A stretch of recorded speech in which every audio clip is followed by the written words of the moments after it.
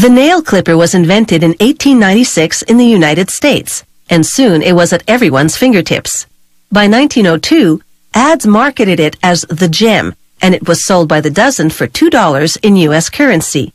As an alternative to scissors, it was an idea that just clicked. More than a century after its invention, the nail clipper is still behind many a well-groomed hand. Its popularity numbers in the millions, and no manicure set would be complete without one.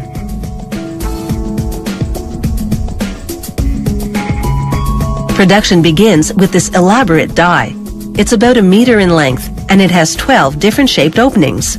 Hydraulic machinery repeatedly forces a steel sheet through the various openings as the sheet moves forward.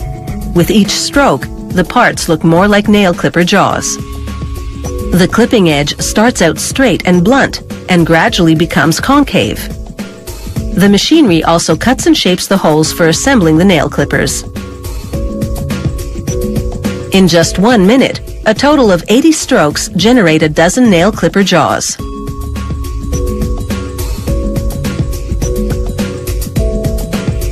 Here, the clipper jaws vibrate with abrasive stones and organic acid for up to 20 hours.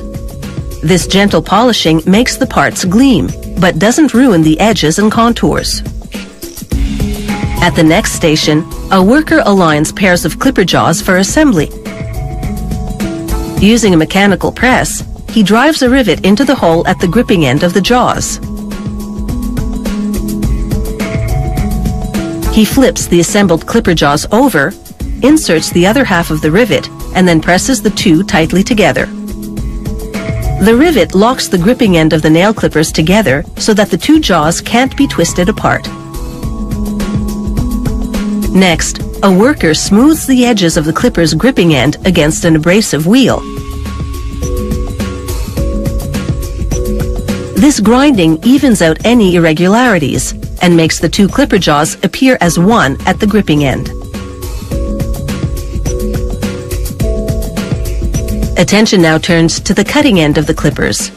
After locking them in a device, a worker grinds the concave edges until they match up.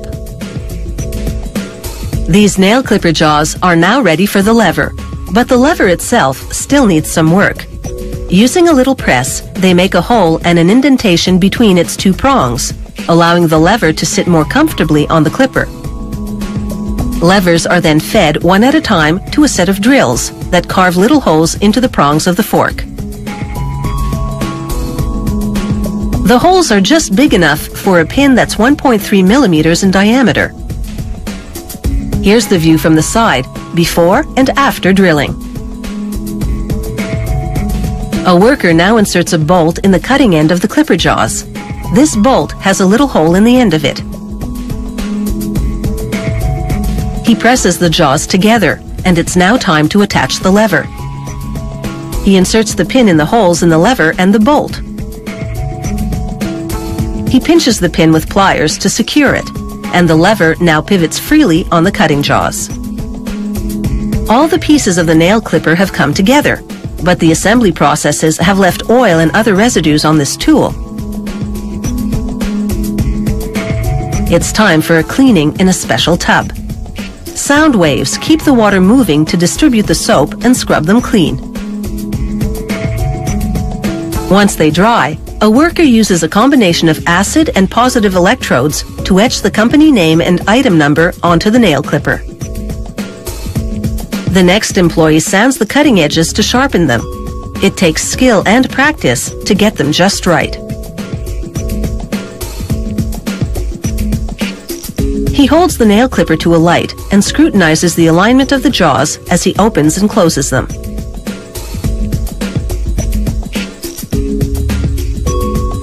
This cardboard test confirms that these nail clippers are up to the job. From a blunt clipper on the left to a really sharp tool on the right, what a difference the sanding has made. The lever swivels for various clipping angles and then folds down neatly when not in use. It takes 11 people to manufacture 100 of these clippers an hour, and that means they've been working at a very fast clip.